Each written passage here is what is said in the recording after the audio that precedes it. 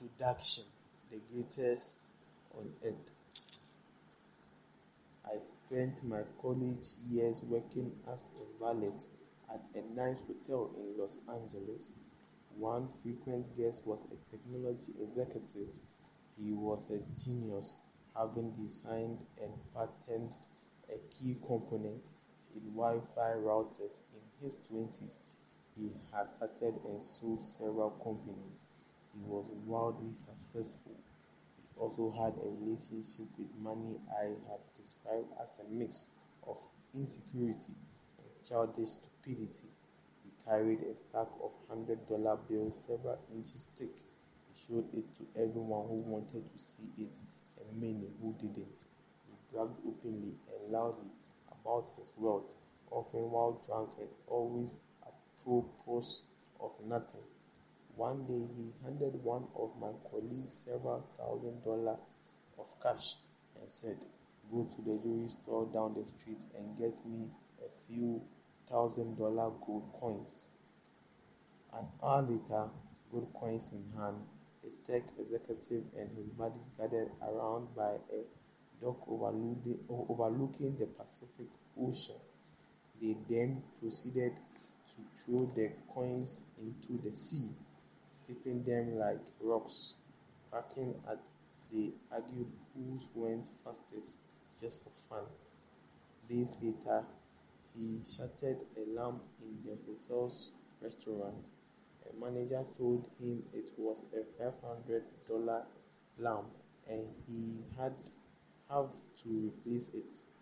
"You want $500?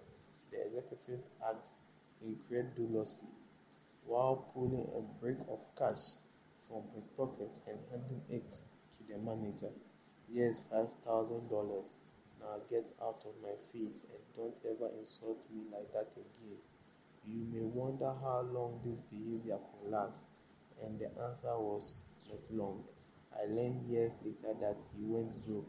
The premise of this book is that doing well with money has a little to do with how smart you are and a lot to do with how you behave.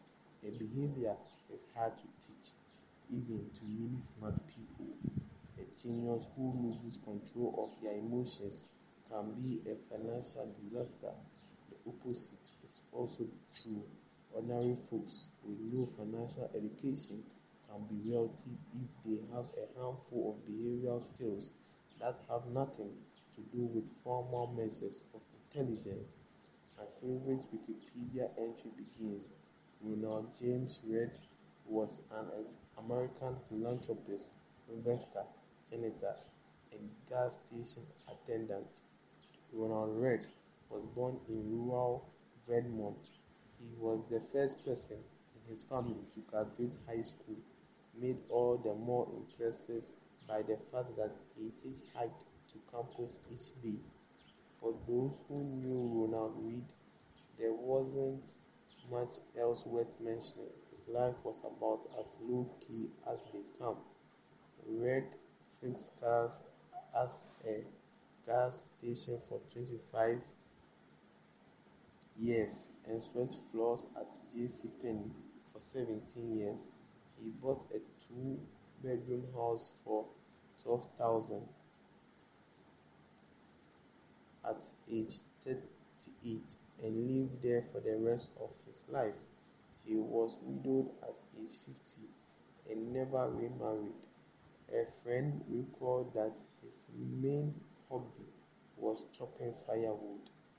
Reed died in 2014, aged 92, which is when the humble rural janitor made international headlines.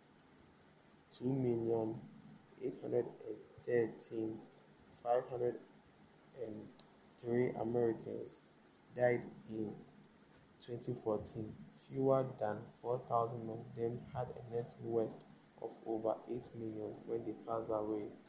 Ronald Reed was one of them. In his will, the former janitor left $2 million to his stepkids and more than $6 million to his local hospital and library. Those who knew Reed were baffled. Where did he get all that money? It turned out there was no secret. The There was no lottery win and no inheritance. Red saved what little he could and invested it in blue chip stocks. Then he waited for decades on end as tiny savings compounded into more than 8 million. That's it, from janitor to philanthropist. A few months before Ronald Red died, another man named Richard was in the news.